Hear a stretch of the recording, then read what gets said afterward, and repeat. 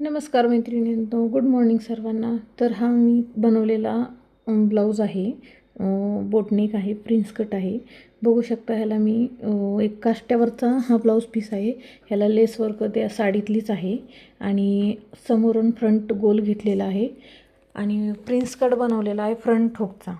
बघू शकता finishing puff वगैरे किती सुंदर आलेला आहे आणि बॅक नेकसुद्धा खूप सुंदर झालेला आहे. हे लटकन वगैरे मी बनवलेले आहेत.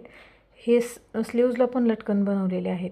माझं आरीवर्कचं पण असल्यामुळे मी लटकन स्वतः घरी बनवलेले आहेत. बघू शकता किती छान फिनिशिंग झालेली आहे.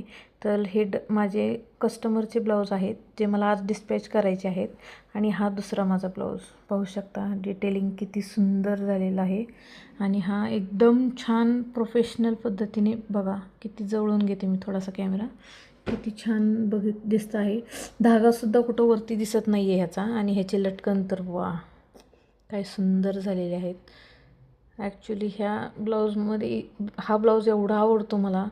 याचा पण फ्रंट प्रिन्सेस आहे आणि हा सिम्पल डिपनेक आहे. बॅकला डिप गोलगळा आहे, फ्रंट गोल पण आहे, फ्रंट पण गोल आहे आणि खूप सुंदर ब्लाऊज झालेला आहे. समोर कस्टमरलाही छान आवडलेला आहे आणि ब्लाऊजला थोडेसे काट उरले होते म्हणून त्याचे लटकन तयार केले ते आणि त्यालाही टसल्स बनवलेले आहेत मी, जेणेकरून स्लीव्जला ते मॅच होतील. कारण बॉर्डरवरती वर्क करता येत नाही साधारण.